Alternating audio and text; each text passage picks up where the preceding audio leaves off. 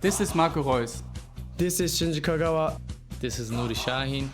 Hello, this is Jadon Sancho. And you're listening to the Yellow Wall podcast.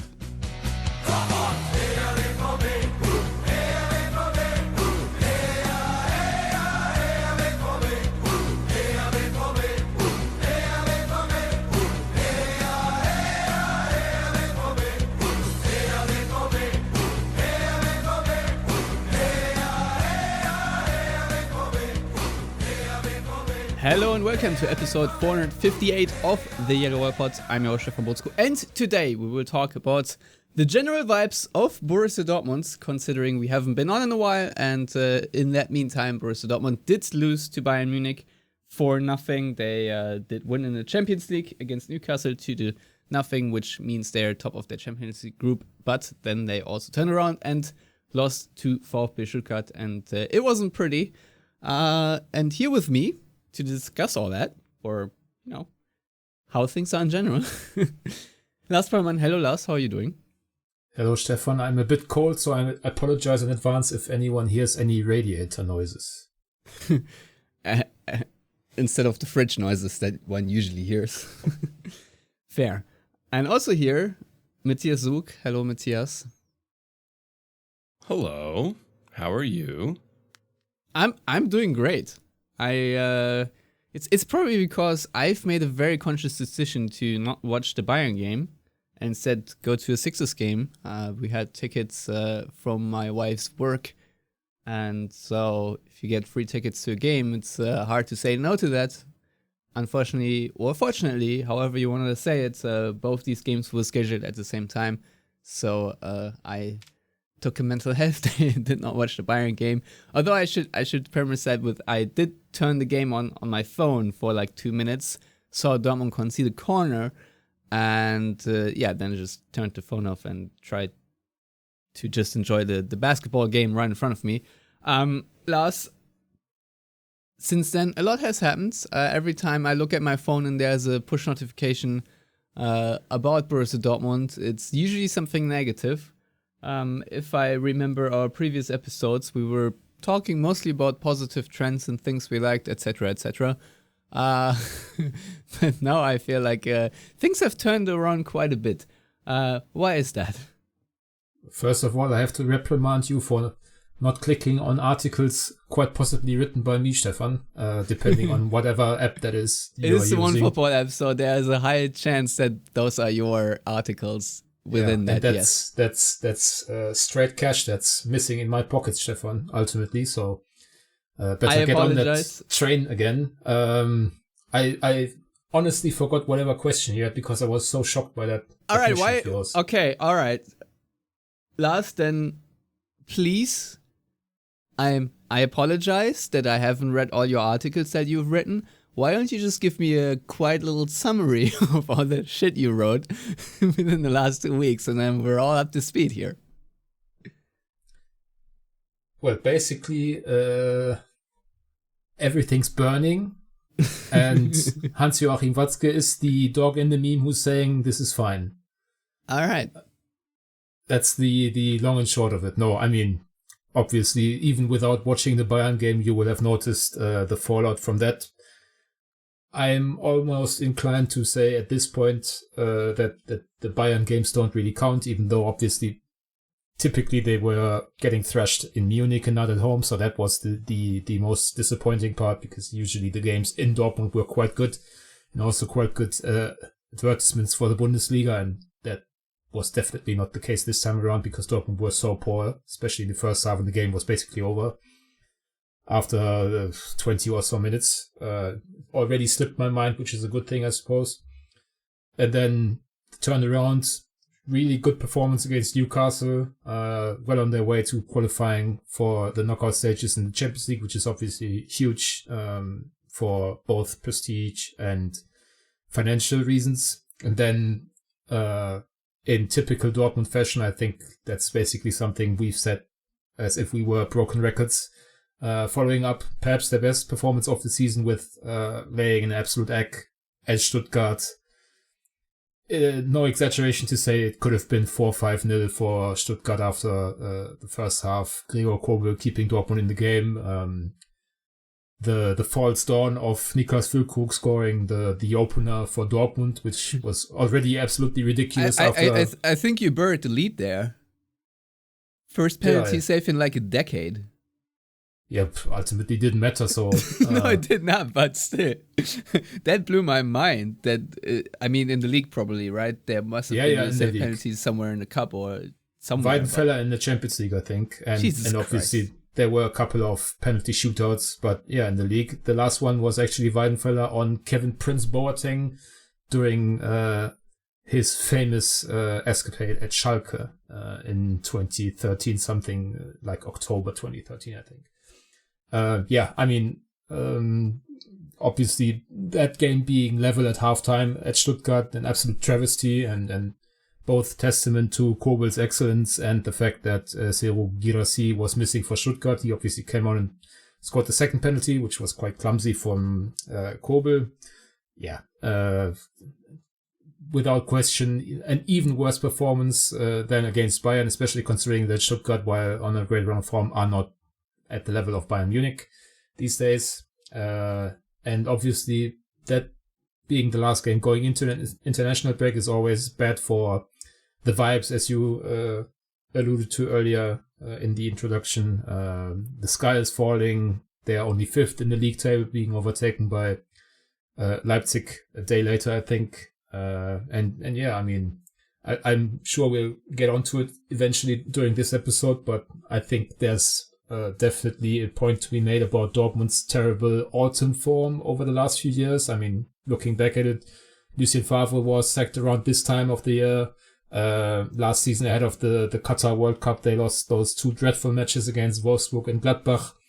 Now another autumn of misery, so potentially another autumn of misery anyway. So definitely something to look at. And given that there's now this sprint towards the winter break with, I think, 7 games for Dortmund, might be 8. That's not an ideal place to have huge question marks over your general quality, but also your run of form. Yeah, Matthias, I've heard a lot of criticism from people around the coach, around the tactics, around the player quality. We had the whole, I think it was after the Stuttgart game, where Füllkrug criticized the match plan on the way Dortmund were prepared, but then also went out of his way to say that it was not criticism toward Edin Terzic, which obviously you have to read it like that. So, as Lars mentioned, a lot of fires. So, similar question to you. What is going wrong right now with the black and yellows? Oh, geez. I'm on a time crunch, so I keep this concise in like less than 10 hours. The things that are wrong with Borussia Dortmund. Well, I mean, I know a lot of our American friends somehow think Gio Reyna is going to be the sole answer to Dortmund's woes, and I hate to disappoint them that I totally do not see that. I think the problem is when you look at these matches, and you kind of alluded to this, and we've spoken about this in the weeks past, that, they played 2 really good matches against Newcastle. They had a good cup match against Hoffenheim. And then they've been, let's just say, problematic in the league at times now in the last few weeks. It's almost like a reverse Klopp in the sense of, remember, Dortmund under Klopp got into the Champions League really the first time. And like the midweek matches, I don't even remember how early they got knocked out of the cup that season. But the midweek matches were horrendous. But then, of course, they won, I believe, the double that season. No, I guess it was the year before that they did so poorly in the Champions League. Be that as it may, it's interesting because, and I've seen, Lars say this on Twitter or X or whatever we're calling it these days, wow, that was a great performance against Newcastle. And then, well, predictably, after one of the best performances comes one of the worst performances. And it's sad that we all see that trend, and that this team, as it is right now, yes, with some injuries, is not able to have 2 good matches in a week. And I think that's what it comes down to. Sebastian Hoeneß alluded kind of to that in the post-match press conference where he said, we were banking on them being tired and we ran at them hard, and yeah, they were tired. And if it wasn't for Gregor Kobel, Stuttgart should have won that match by 4, 5, 6 goals. Really? It's really insane. They had an XG of over 4. Dortmund had an XG of 1.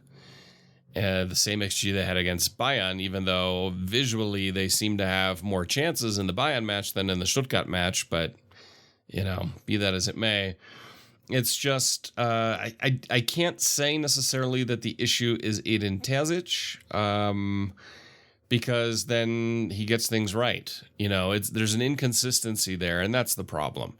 If you can be more consistently good in your performance, then you tend to get more good grace. I think the squad is thin in certain key areas because you can't rely on just Julian Brandt, a resurgent 30-something-year-old Marco Reus, and in defense, a resurgent 30-something Mats Hummels. If those are your key, or Julian Riasson somehow becoming Lionel Messi for 20 seconds in a match, those are the things you can't depend upon. And, I went back and looked at just statistically some of the other matches that Dortmund has won, and there were some really good performances in there, but there were also some where it was like, okay, they probably shouldn't have won that one. The Hoffenheim League match comes to mind. And so overall, I think I really wish there was a Qatar World Cup right now because they could get like 2 months to figure this stuff out. They won't have that time. And you alluded to Lucien Favre getting sacked this time of year. Obviously, Peter Bosch got the boot this time of year. And if things don't turn around in the next 4 weeks, I could see Edin Terzic facing the same fate, to be perfectly honest. He's not, we all know he's a likable guy. He has done many things right, but he's still woefully inexperienced. And we can't forget that. I mean, he was basically foisted into the side after Lucien Favre, and then the team responded, did really well, won a cup, and there's kind of this expectation it gets repeated. Then they almost become champions, but choke it away in the last 90 minutes of the season. And so it's hard for me to say it's just Edin Terzic, but there is a greater issue there that I think the Stuttgart match showed, and we've seen this in seasons past where teams that don't play internationally have good seasons because they're fresher. But then you look at Bayern and you can just see the Bundesliga in a nutshell in Bayern. They spend 100 million on one player, and that player has been, to say a difference maker, I think is an understatement as to what Harry Kane has done in 11 matches in the league. But massive impact, and nobody else can drop 100 million on a player. Nobody. And so it's just, I have no faith in Leverkusen keeping this up. So, congratulations, Bayern, on another title win. But Dortmund have more rebuilding ahead of them. But if it really does look like Champions League spots are in jeopardy, I don't know how much longer the patience will hold. Now, granted, last season, this time of year, Dortmund were in a worse position in the league, and then they ended up almost winning the league. So maybe they'll hold to Terzic with more faith than I necessarily have. Yeah, maybe. I'm not entirely sure. The word trust is being thrown around a lot. Lars, when I read the headlines on my football whatever app, it's often, or just on Twitter, I often read summaries of articles where it's basically Kiel wanted to do X, but Terzic wanted to do Y, then they did Y, and Y now doesn't look as good as Kiel's X, which came out wrong. I apologize, but nevertheless, Lars, is there some disharmony within the Dortmund front office and the top brass? Are Kiel and Terzic, from, I don't know, the reporting that you probably see better than I do, are they not on the same page as much as they should, or is this all just cooked up and speculation? Where are we in the whole Kiel versus Terzic relationship, and Terzic relationship? I mean, ultimately, when there's so much smoke, there's ought to be a fire somewhere. I think there's too much media reporting about, some aspects of that relationship being strained for them to all be pure speculation. And I think everybody who works in the business, to put it haughtily, if you like, knows that people like to talk sometimes and vent their frustrations and whatever. So I could easily see some of this stuff being leaked on purpose by some of the parties involved, especially when, as you said, there are versions of, for example, transfer business that one of the parties wanted and the other didn't. And obviously that now looks like the other party was in the right. So, for example, Emre Can, captain, injured, not playing a good season until that point. It's being brought up again that Sebastian Kehl wanted to sign Edson Alvarez, who's doing well for West Ham in the Premier League, as far as I can tell. On the same hand, Rami Bensebaini, supposedly a Kiel signing, not doing well for Dortmund at the moment, and now it's being reported that Edin Terzic wasn't really hot on Bensebaini coming over from Gladbach. So at the end of the day, I think the problem sometimes is that at Dortmund, certain members of the media, but also of the club, mostly talking about Hans-Joachim Watzke, seem to be stuck in the mindset that, head coach, CEO, sporting director have to be in absolute unison on everything and have to be great pals, have to be the Watzke talk, Klopp triumvirate of yesteryear, and that's just not the reality at most clubs. Most clubs have friction among their leading personnel, and that can be a very good thing.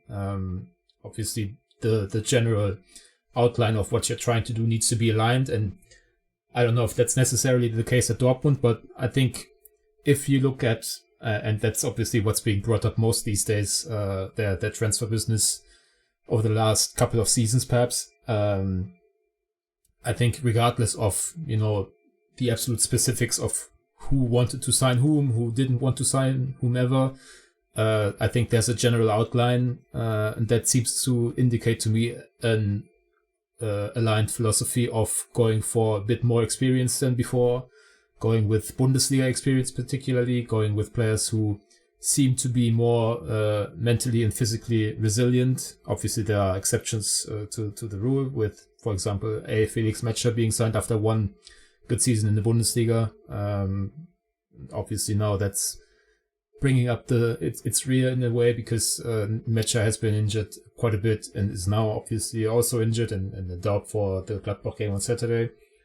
But yeah, I mean, generally speaking, I think I cannot see a direction they have taken. Now, it's one I don't agree with necessarily. I don't think, their squad building has been particularly smart over the last couple of seasons, especially given they knew how much money they were going to make with Haaland and Bellingham. I think there could have been a bit more ambition, especially when you consider some of the players a team like Leverkusen have signed for similar money to what Dortmund has spent.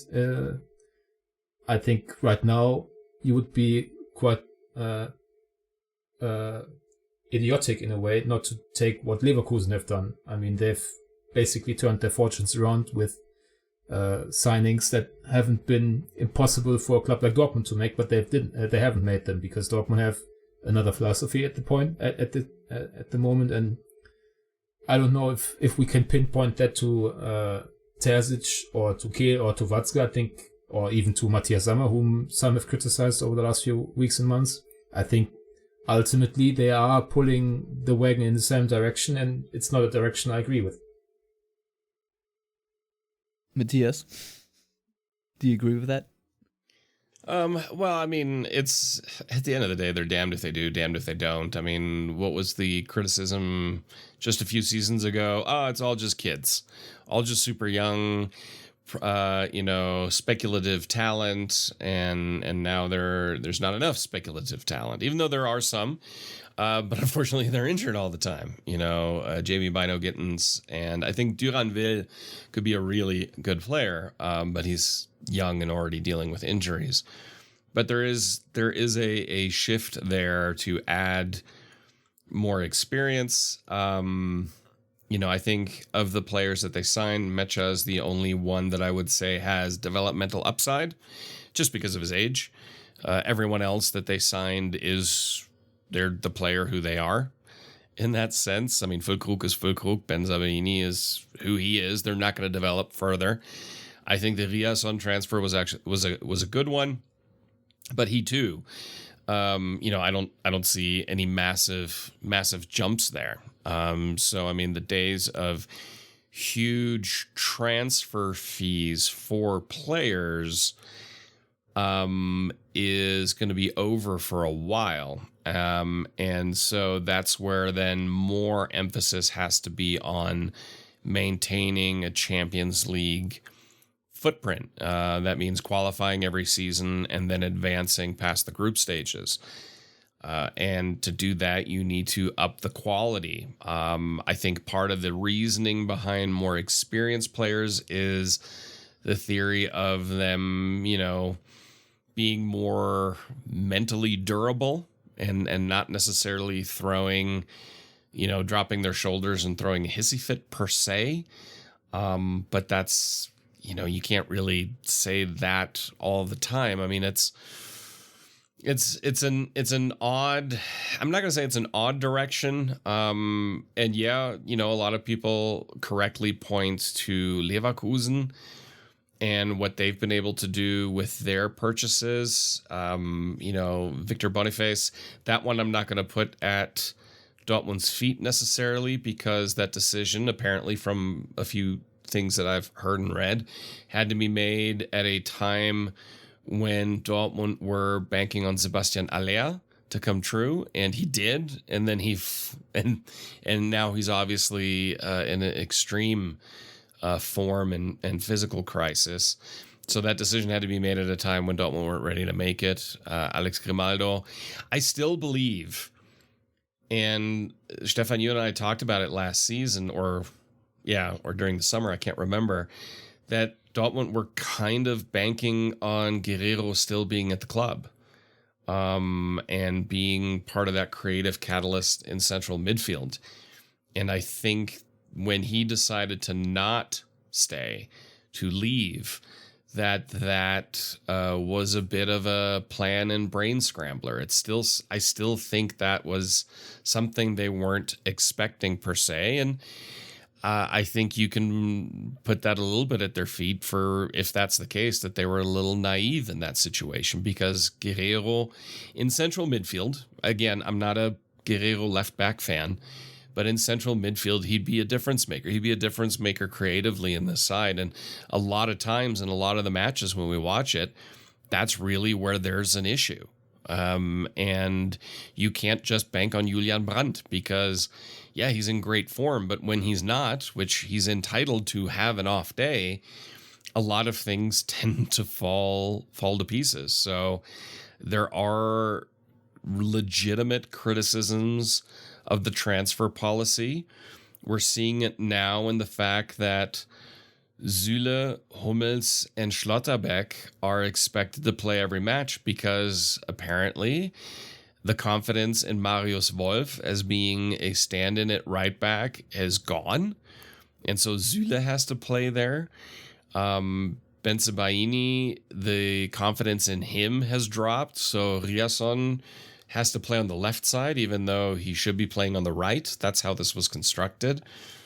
And So yeah, I mean, the defensive makeup is an issue, and build-up comes also from the back, and then the breakdown in midfield press is a clear thing that we see as well.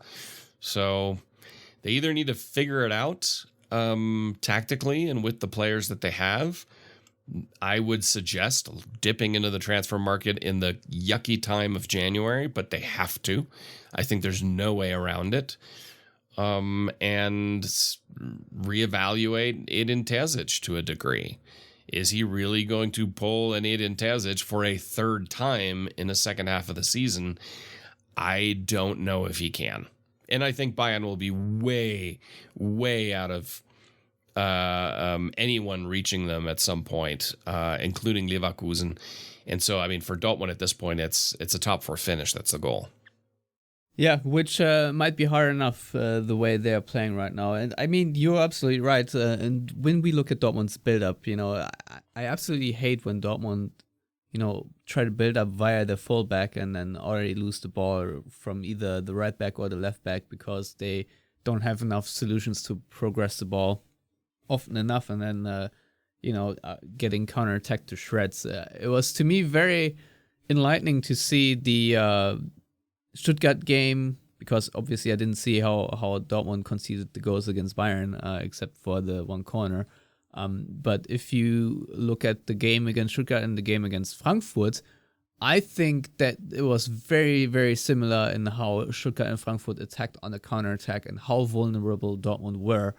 And to me, that really speaks to a lack of positional play, because the way Dortmund lost the ball in their build-up play, to me, is simply inexcusable in too many ways. And obviously, sometimes they do lose the ball very high up the field, and then also concede a counterattack, which I think is a little bit different, where your positional play or your reaction to losing the ball is terrible, but the build-up alone right now is where I'm focused. It's just inadequate, and that to me does come down to the coach, and I'm starting to lose faith in Terzic a little bit as well.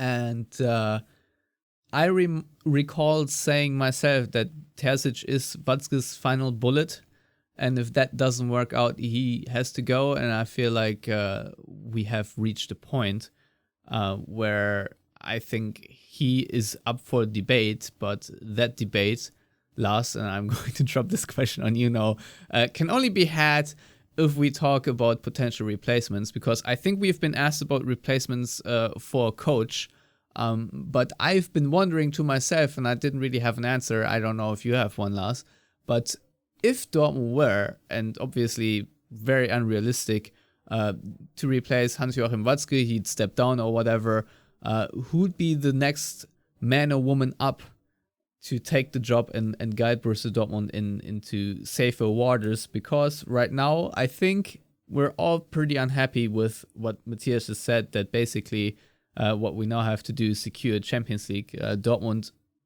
with their financial firepower they do have, I think should be performing much better than they are. So, Lars, if Dortmund were to replace Hans-Joachim Watzke, how would that look like, if you have an answer? I mean, I can answer with a question myself. How many CEOs of other clubs do you actually know the name of? A couple, but not many.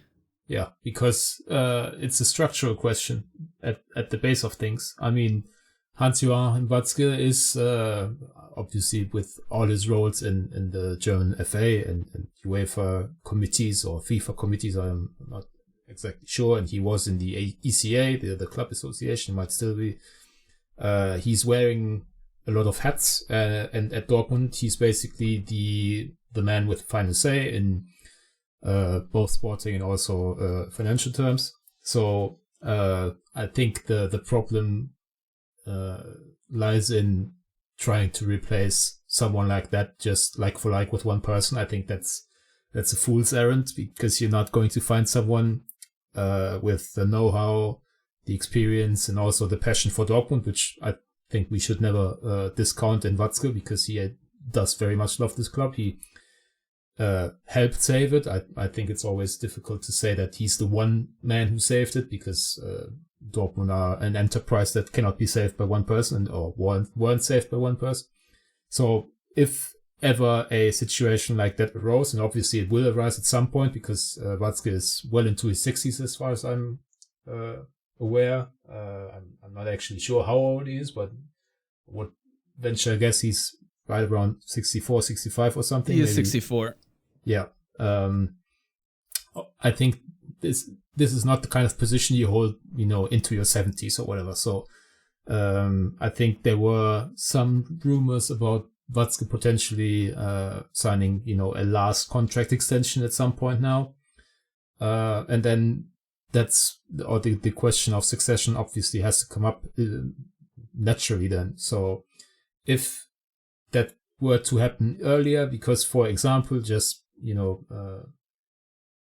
putting something out there, doesn't work out with Terzic, Watzke obviously very close to Terzic, saying, you know what, I don't want to replace this guy, I want to leave with him, or I no longer think I'm the best for the job or whatever, then Dortmund would probably have to change the structure around, giving some of the CEO responsibilities to their financial chiefs, whether that's Carsten Kramer or Thomas Dress, and giving presumably the sporting director, be that Sebastian Kehl or a successor, more responsibilities in the sporting department, because at most clubs in the Bundesliga, which is why you don't know the names of CEOs, the role is split a bit more than at Dortmund. So, for example, I think the hottest name in German DOF, if you like, Director of Football, which is, the general term, I suppose, in English-speaking countries for those roles, is Markus Krösche, who's on the board at Frankfurt for the sporting side. So we always say Sportchef in German, which is also a generic term, but he's doing what Sebastian Kehl or Michael Zorc does, with more responsibilities at Frankfurt. And basically that's the kind of structure that Dortmund presumably would have to apply, which is meaning replacing one person, Watzke, with at least two people, splitting responsibilities. And I mean, this is so speculative to even think about, but Krösche would be the most logical name to look at if you wanted to sign someone for a more responsible role than what the sporting directors have, because he's doing excellent work at Frankfurt. He was at RB Leipzig before then, so he's well versed in clubs playing in Europe. I think Frankfurt's transfer business has been excellent since he's been on there. I mean, he's, for example, this summer signed Elias Giri and Hugo Larsson, basically remodeling the entirety of Frankfurt's midfield for a combined fee of, 12 million euros or whatever, because Giri was on the free. Both of those guys so far looking better than what Dortmund signed for 50 million in midfield. So once again, want to highlight how highly speculative all of this is, but you asked the question. Yeah, I did, and I'm going to ask the same question to Matthias. Prodding a little more, do you have any other names of people you would like to see replace Watzke, and how would that look like? How would the structure of Borussia Dortmund change if that were to happen?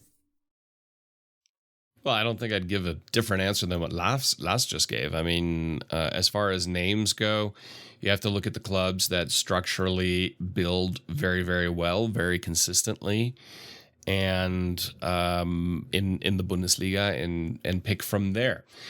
But Watzke, yeah, he's 64 now. I think his time is coming in the next few years, let's say within the next 5-6 years.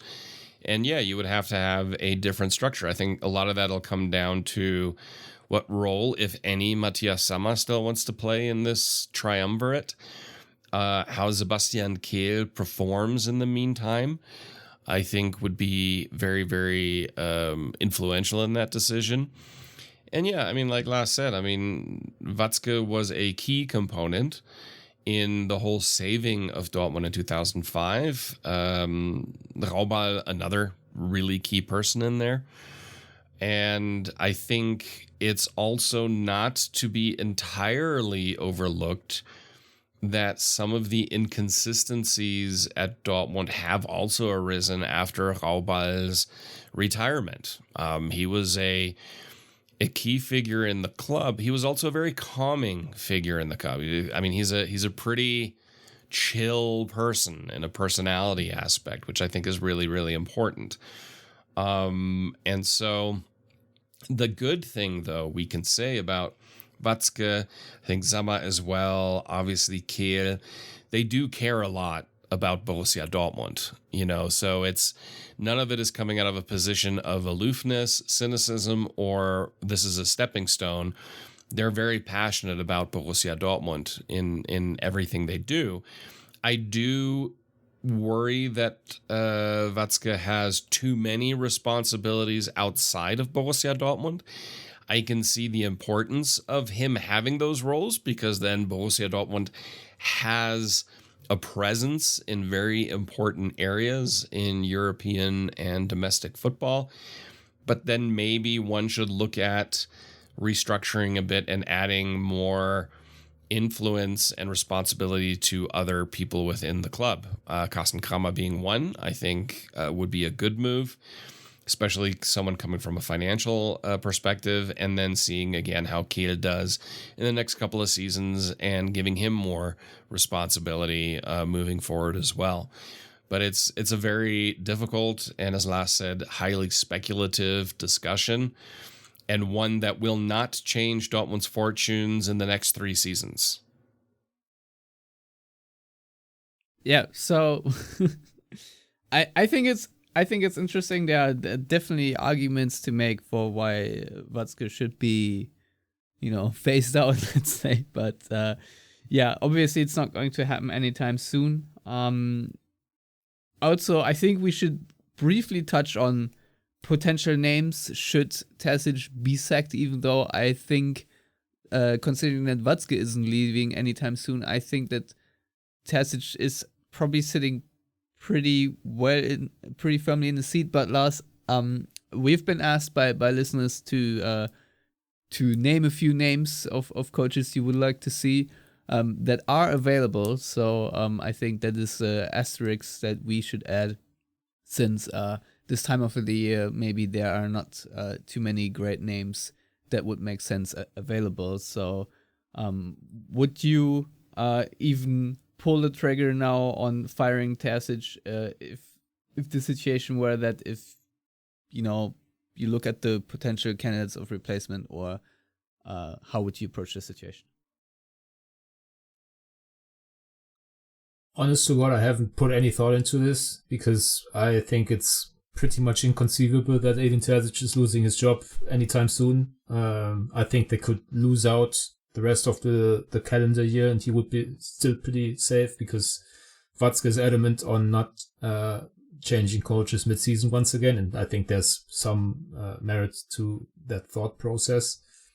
So I'm not actually aware of who's available at this point. Obviously available are the 3 guys that have lost their positions in the Bundesliga so far. So Enrico Maaßen of FC Augsburg, who obviously has a Dortmund connection, having coached the second team very successfully, and I think he is well regarded at the club. But I'm struggling to see how someone who was sacked at Augsburg would make for a strong candidate at Dortmund at this point.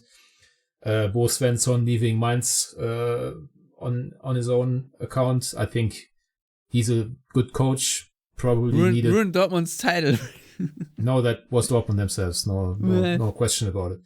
I think he's a good coach, but probably not Dortmund level yet. I think he's likely to go somewhere in the Red Bull Imperium over the next few years, because he's he came up through Liefering, which is the farm team of Red Bull Salzburg in Austria, and I think his whole demeanor and approach kind of fits with what Leipzig or Salzburg or New York or Bragantino in Brazil, I don't know, all those Red Bull clubs are doing. Name all the Red Bull farm teams, Church. Yeah, I think those are the 4 big ones, right? There might be some in the 2nd division in Portugal, I think is another one, but I don't know the name of that. And the third coach who's lost his job already this season is Urs Fischer, but I mean that would be the Peter Stöger move, which I don't think anyone at Dortmund is particularly keen on. So I don't see Terzic getting sacked anytime soon. I think if he were to leave his post, that would be a summer transition, end of this season, end of next season when his contract runs out, I think, in 25. I just don't really see it happening. So the obvious name that I think would be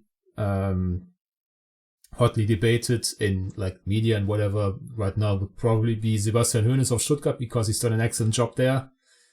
They are playing the kind of football that you were used to seeing of Dortmund. Their squad is being put together quite nicely with a lot of exciting younger players. And obviously he's the flavor of the month kind of candidate, which in Germany is often enough to be considered a candidate for every club but Bayern.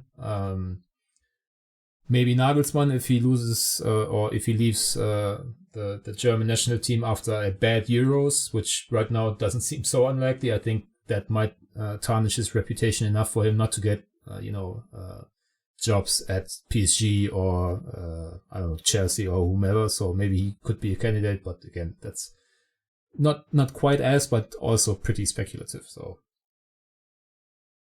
Yeah.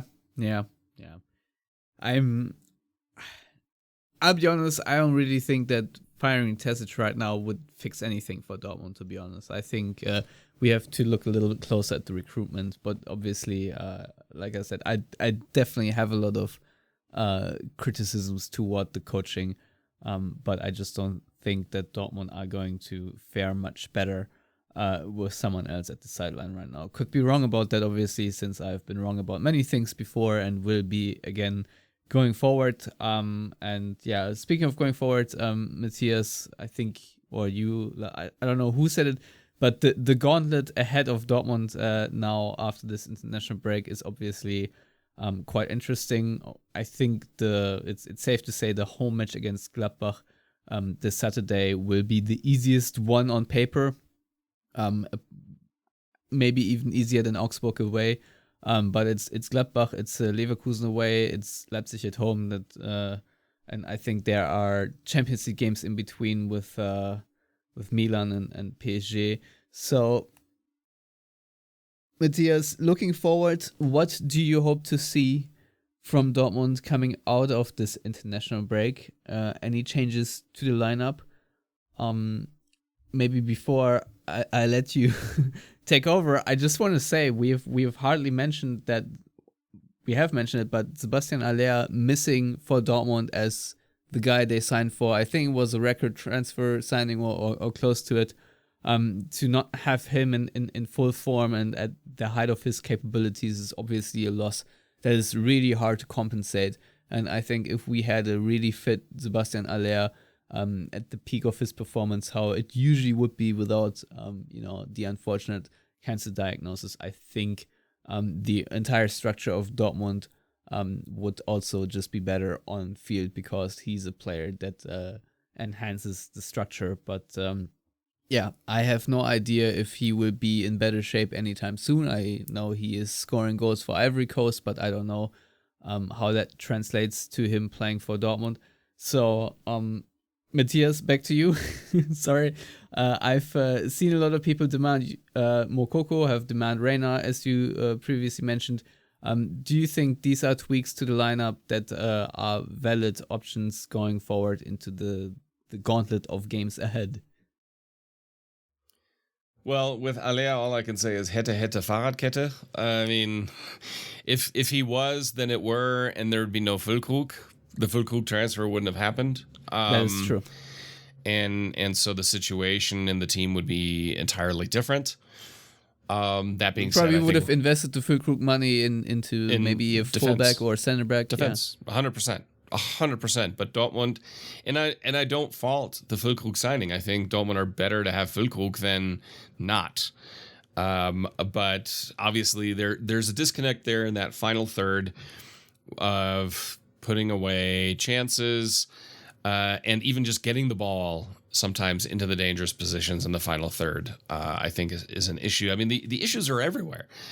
There's an inconsistent press in midfield when you lose the ball in midfield, and then the rest of the team has moved forward, and then we've seen this play out before, and then you're asking the same guys to play over and over and over and over and over again in certain key positions. I think you saw what happened in Stuttgart. They're just tired. They were tired. You could see it in their legs and the thought process and the passing. Everyone was tired. So what's my hope? That they're less tired, because when they're not tired, they're pretty good. We've seen them play very, very well this season. And again, I agree with both of you that Edin Terzic is not going to get sacked during the season, at least not mid-season, because he's done enough things right to warrant continuing on. And there's just nobody out there. I mean, Oliver Glasner, I don't necessarily think that would be a market improvement when it comes to, Terzic said a few weeks ago, and I wish he wouldn't have said this, because obviously this is now being used to beat him with, when he said, less sexy, more successful. Well, you've achieved one of them, still waiting to achieve the other one. And if you're going to go down the less sexy football route, you better be successful, because there's just no tolerance for that. And I think that's something that needs to be addressed. But, my hope is more consistency from players that are veterans and that need to show it. As far as solutions, some people calling for Moukoko. Yeah, okay.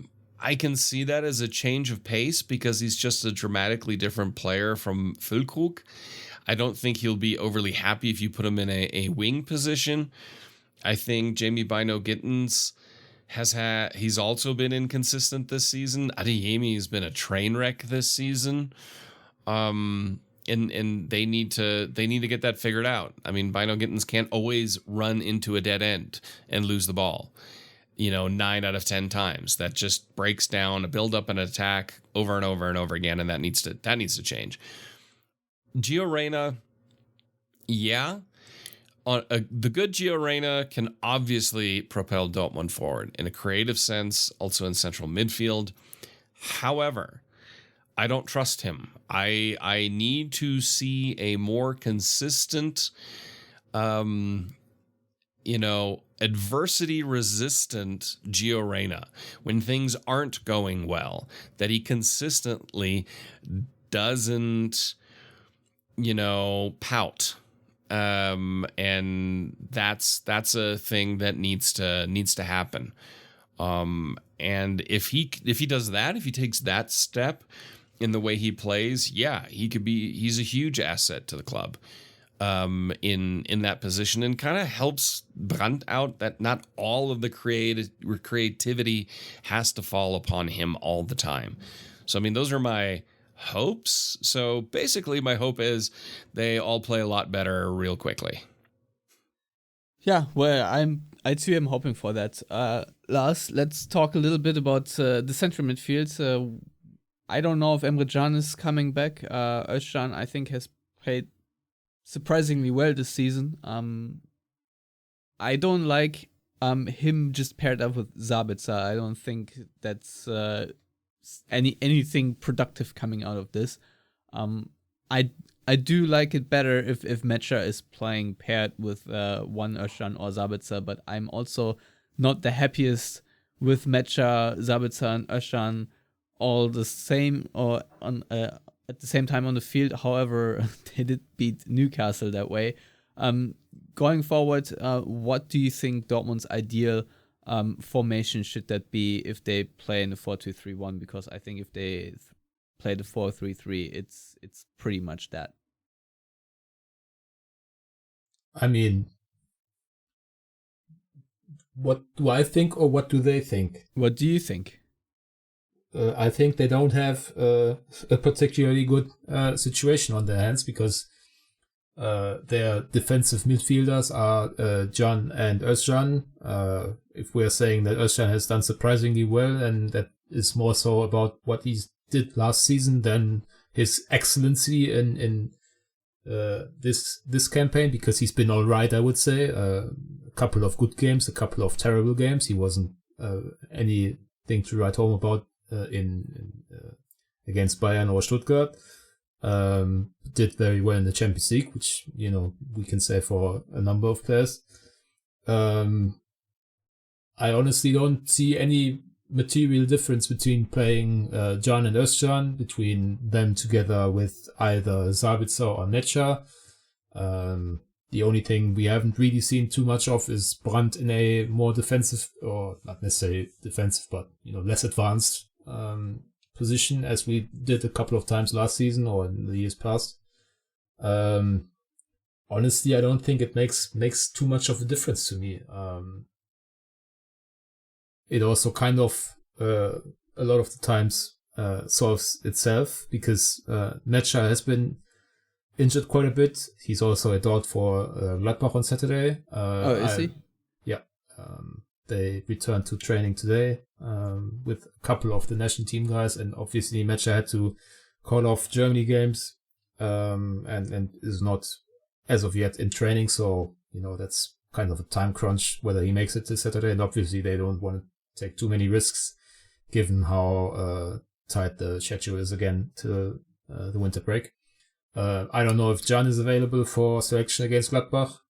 So the obvious thing to do would then be to go with Özcan and Sabitzer, which I would probably agree is not the most exciting pairing, but it might be the one that, at least on paper, is the least scary in a sense, because I think there's a baseline performance from Özcan and Sabitzer this season which has been acceptable, whereas Can and the bad parts of Netscher's play have not necessarily been acceptable. So I don't know.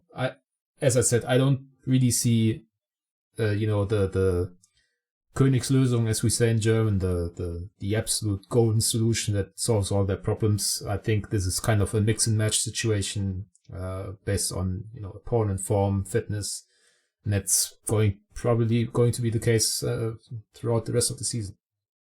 Yeah, I'm really intrigued by the next games. I think it will really show what adjustments Dortmund have made out of the last games against Bayern and Stuttgart, and obviously Newcastle as well, because I think going to Milan is going to be a real interesting game. Lars, since I know you follow Serie A closer than I do, maybe a quick preview in that game. Dortmund obviously are top of a very tight group right now. It's safe to say they do need at least one more result. If they lose the next two games, I don't think they will qualify. So going to Milan and maybe get a draw or whatnot will definitely add their chances. What can Dortmund expect from Milan? What has been their form going into the international break? Very inconsistent. They obviously beat Paris at home, which I think so far the highlight of their season. But they've also lost a couple of Serie A games that were quite surprising. I think there were already rumors, or at least fans clamoring for the sacking of head coach Stefan Pioli. I was actually expecting Milan to have a better season than they've had so far. I think their summer transfer window was quite impressive. They have a number of very good players. I think both Milan and Dortmund didn't put the best performance on the pitch when they first met in the group stage. I think that was basically a bit of a dead rubber of a game, as evidenced by the result, I suppose. The good thing for Dortmund is that if they win one of the two games, they are, I think, guaranteed to qualify for the knockout stages. So yes. So that kind of gives you a bit of respite, because the final game of the group stages against PSG is at home. Paris have terrible away form in the Champions League over the last couple of years. I mean, they were battered, 4-1 by Newcastle. And obviously Dortmund went into Newcastle, beat them, had Newcastle at home, beat them even more comprehensively. So for all the negative talk that we've put on record now for, 54 minutes or whatever, I don't know how long it will be after you cut some of it. I'm actually pretty confident that they make it out of the Champions League group, and obviously that would be a big boost, financially, prestige, and also kind of showing the team that for all the deficiencies in the league, getting out of the so-called group of death, that would be a bit of a statement. No, it would be a definite statement. It would be huge. I mean, if I could draw it up, I would have Milan and Dortmund progress out of these groups. But obviously I can't. Matthias, after Milan, there's Leverkusen, then a cup match away to VfB Stuttgart. Obviously, we will check back in after the Milan game. But nevertheless, if you look at the next row of games, I see a lot of mismatches that do not favor Dortmund whatsoever. I also don't know how Dortmund will fare against Leipzig afterwards. What do you think this Dortmund team has to adjust now to make it through this stage in one piece, and not everything being even more on fire than it is right now? There's really no difference from what I said just a little bit ago in terms of, their fitness and not being completely gassed. So you need some squad rotation. To be able to do squad rotation, you need fit players and options. And as we know, Dortmund don't have a lot right now, because unfortunately, even the areas where they do have depth, the depth is lacking now because injuries are piling up. It seems to be a consistent issue. However, that being said, it's the same issue that a lot of clubs are facing. I mean, Bayern have a razor-thin squad, but obviously the quality of that razor-thin squad is world-class in almost every position. So that makes a huge, huge difference. If I look at these matches, Leverkusen, Leipzig, Milan, PSG, Stuttgart in the cup, now we definitely know what Stuttgart does, and then Gladbach, that's really brutal. I do believe the priority in this time, because Dortmund now, given squad situation, so on, they need to set certain priorities. Priority is most definitely getting 3 points against Milan. I mean, that's a priority to get. I think if they get that, then the outlook for the other matches, both in League and Cup, look a little bit different, because they can set their priorities a little bit differently. Also, when it comes to who to rest and how to set up and play, how intense to play. That's the other thing you can't forget. It's not just about keeping people fit and, legs fresh. It's the intensity of play. And I think that was one area when Dortmund ratchet up their intensity of play, their pressing and so on, they're immediately better. Once they ratchet that down, it becomes difficult, especially if they then still try to play out and build up the same way as if they were playing a higher intensity level of pressing, because it's just not there. The squad is disconnected. So I think how Terzic rotates and sets priorities will dictate this one. I do believe that Gladbach is the, quote, easiest one out of them all, because it's at home. And Gladbach, they beat Wolfsburg 4-0, but they've been really inconsistent this season. They've had some really bad performances. I mean, they got absolutely trounced by Köln, and have had some odd draws in there as well recently, and just looking back the last 4 or 5 matches. So that's the opportunity for Dortmund to gain some momentum for the really difficult run that comes after that. It can either be, Stefan, the total resurrection of Borussia Dortmund, or literally every wheel coming off. I probably think it's going to be somewhere in the middle. Well, yeah, likely you're right, but I'm excited for this week, maybe morbidly so, because I do believe that in the weeks ahead we will learn a lot about Borussia Dortmund, and Borussia Dortmund will learn a lot about Borussia Dortmund. Maybe these are formative times for them in terms of how they adjust from whatever they learn from that. So maybe they get absolutely outplayed by Leverkusen and then Stuttgart and Leipzig. And I'm pretty sure if that happens, there will be less satisfaction with whatever work they did, and will look a little closer at the mistakes they have made in the past and maybe try to do better. And I think with Leverkusen, you have certain examples of what went wrong at Dortmund versus what Leverkusen are doing right. I think you can always draw parallels from that. So I personally have the hope that, not that Dortmund crash and burn necessarily, but at least that there will be some takeaways for the Dortmund front office from this slate of games that in the long run help Dortmund improve. That's sort of my approach to all of this, because obviously I'm not sitting here and saying, oh wow, we're now still in a chase for the title. Obviously, after it was this close last season, you would hope that Dortmund can improve. And I mean, they all said that they want to win and do one better this year, but reality says right now that things are looking differently. But yeah, it's sport. You never know what's going to happen next. That's why we all watch. And with that, I wish you all a happy Thanksgiving, at least to people, audience in the United States. So you, Matthias, Lars, if you celebrate and like turkey, you too, happy Thanksgiving to you. But the worst of the big birds, Stefan. Yeah, right. Yeah, that's why we have honey ham. Matthias, what Thanksgiving meal turkey, are you? Man. Definitely turkey and pumpkin pie, and very, very traditional. Nice. Alrighty.